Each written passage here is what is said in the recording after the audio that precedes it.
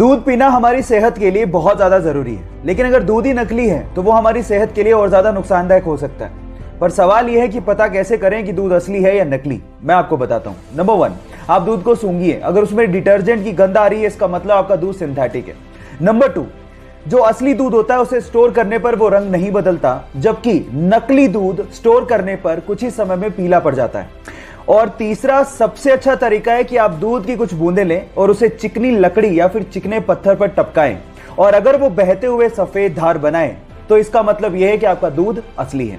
अब आपको पता लग गया होगा कि दूध की जांच कैसे करनी है। सो ये नॉलेज दूसरों के साथ शेयर करना मत भूलिए। आपकी लाइफ में कभी ना कभी आप लोगों ने देखा होगा कि जब आप कभी कोई एग्जाम देने जा रहे हो या फिर कोई अच्छा काम करने जा रहे हो तो आपकी मम्मी ने आप लोगों को दही और शक्कर का कॉम्बिनेशन तो जरूर खिलाया होगा। लेकिन अगर मैं आपसे पूछूं कि इसके पीछे का रीजन क्या है तो शायद आप कहोगे कि ये कोई अंधविश्वास होगा, लेकिन ऐसा नहीं है। एक्चुअली इसके पीछे एक साइंटिफिक रीजन है। एक्चुअली दही एक कूलिंग फूड होता है और शक्कर के अंदर ग्लूकोज होता है, और इन दोनों का कॉम्बिनेशन आप लोगों को एक इंस्टेंट एनर्जी देता है और आपके ब्रेन की कंसंट्रेशन लेवल को बढ़ाता भी है। तो अगली बार जब आपकी मम्मी आप लोगों को दही और शक्कर खिलाए तो इसे अंधविश्वास मत समझिएगा।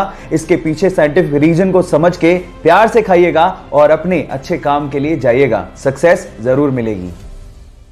अगर किसी होटल के रूम में या फिर किसी चेंजिंग रूम में हिडन कैमरा लगा हो तो वो हमारे लिए बहुत बड़ी मुसीबत बन सकता है। अब प्रॉब्लम यह है कि कैमरास इतने छोटे होते हैं कि हमारी नेकेड आई से हम इसे देख ही नहीं सकते। तो घबराइए मत गाइस, क्योंकि एक ऐसा पोर्टेबल डिवाइस आ गया है जो आप अपने साथ कैरी कर सकते हैं। और जब आप होटल या फिर चेंजिंग रूम में जाएं तो इस पोर्टेबल डिवाइस को ऑन करके आप हिडन कैमरा को, चाहे वो कितना भी छोटा क्यों ना हो, उसे ढूंढ सकते हैं। ये लेजर एलईडी टेक्निक पे काम करता है। जैसे आप इसे ऑन करते हैं और आंख पे लगाते हैं तो वो किसी भी हिडन कैमरा को ब्लिंक करता हुआ दिखा देता है। हिडन कैमरा चाहे ऑन हो या ऑफ, ये डिटेक्टर फिर भी उसे डिटेक्ट कर लेता है।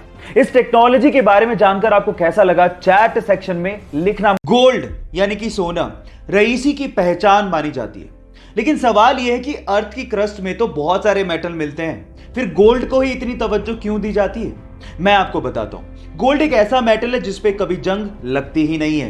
एक्चुअली जब भी कोई मेटल ऑक्सीजन और मॉइस्चर के कांटेक्ट में आता है तो उस पे जंग लगनी शुरू हो जाती है। जैसे कि लोहे का ब्राउन हो जाना, चांदी का काली हो जाना, कॉपर का ग्रीन हो जाना, ये सब कोरोजन यानी कि जंग लगने की वजह से ही होता है। लेकिन गोल्ड एक अनरिएक्टिव मेटल है जो ऑक्सीजन और मॉइस्चर के साथ रिएक्ट करता ही नहीं है। इसीलिए अर्थ की क्रस्ट से जब सोने को निकाला जाता है तो उसे प्रोसेस करने तक की जरूरत नहीं पड़ती, क्योंकि वो प्योर फॉर्म में ही पाया जाता है।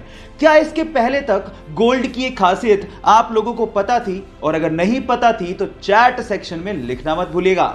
गाइस, फायरफॉक्स ब्राउजर के बारे में तो सभी जानते हैं, लेकिन मेरा सवाल यह है कि फायरफॉक्स ब्राउजर के लोगो में जो दिखाई दे रहा है वो क्या है? क्या वो बता सकते हैं?